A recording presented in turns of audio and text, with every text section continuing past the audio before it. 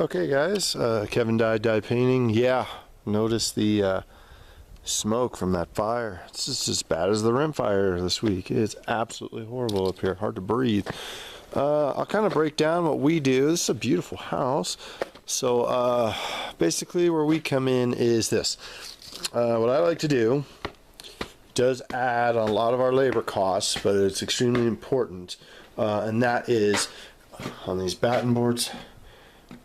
I caulk them in. I like to see those caulked in because those are the things, that's where you end up having any water issues. Everything else, obviously pressure wash is key. I would suggest on a building like this we use a low sheen paint, which is not shiny like a semi-gloss, but is not flat and it will repel water. Easy stuff, nothing too hard. Semi-gloss on the door I would suggest, because of the fact that it's a high traffic area and you're going to be touching it a lot and you want to be able to clean it. Obviously caulking and stuff like this, caulking and stuff like that, caulking in stuff like that, the whole works. Lights come off the building completely. They will be off the building. All furniture, knickknacks, so forth will be moved away. Stuff like these are caulked in. Cracks like that are filled. The whole idea is so that we make it so water cannot get into the actual building. Now all these guys up in here should be fine. We've got a little bit of black mold, dot mold we call it, not a big deal. These guys through here, this is a lot of batten boards to actually caulk in, but you know, if it was my opinion, I would say that it is imperative that they are done. Also, there are a couple ways for colors that we can modernize this guy a little bit, and if that is the direction you guys want to go. A lot of times we'll take this big beam right here and we'll paint that into the house.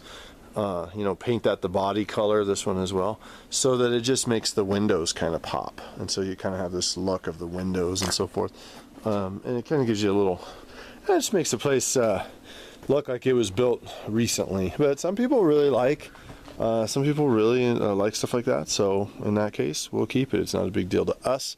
For us it's all pretty much the same. We paint, and that's what we do. 2 coats, as everything always is, 2 coats. Obviously we would not need to be anywhere near the roof, but I do like to get in on these ends of these rafter tails, and I like to fix those and make sure they are caulked in as well, because they're getting kind of the brunt of the water. I would suggest too, I don't do this work, so I'm not upselling you, upsell or anything of that like, but I would suggest possibly putting in a new drip edge.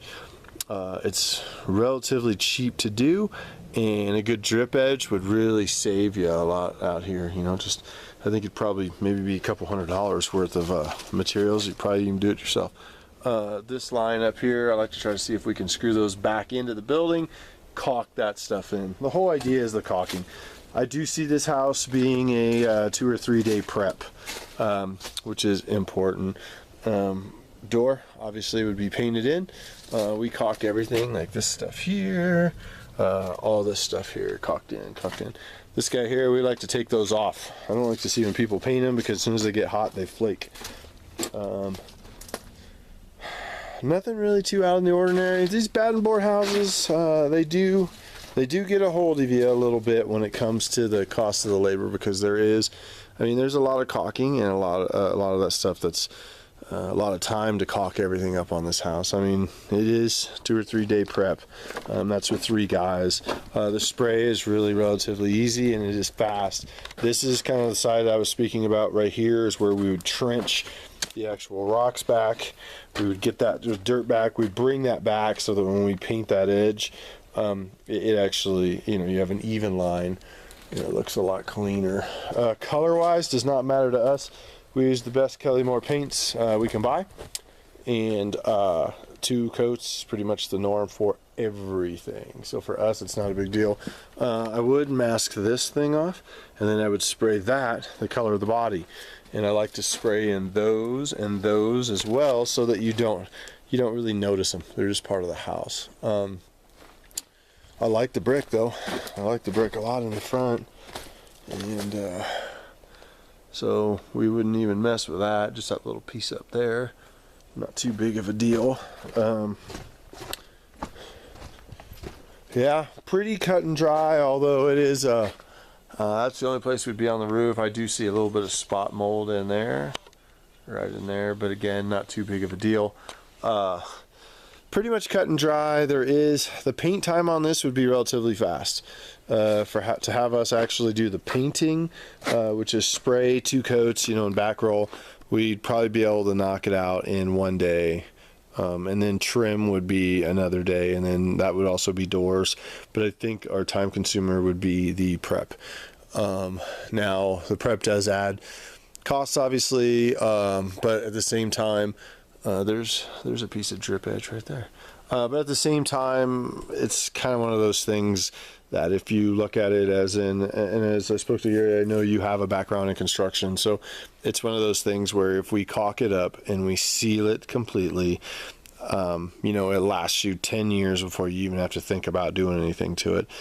And, and that's so cost. And if we don't do all the caulking and we just paint it all up, that saves you the money, but then you're going to spend more money because you'll probably have to repaint it sooner than you think. And right now it's held up pretty good. I don't know how long it's been since it's been painted, but it's held up rather well.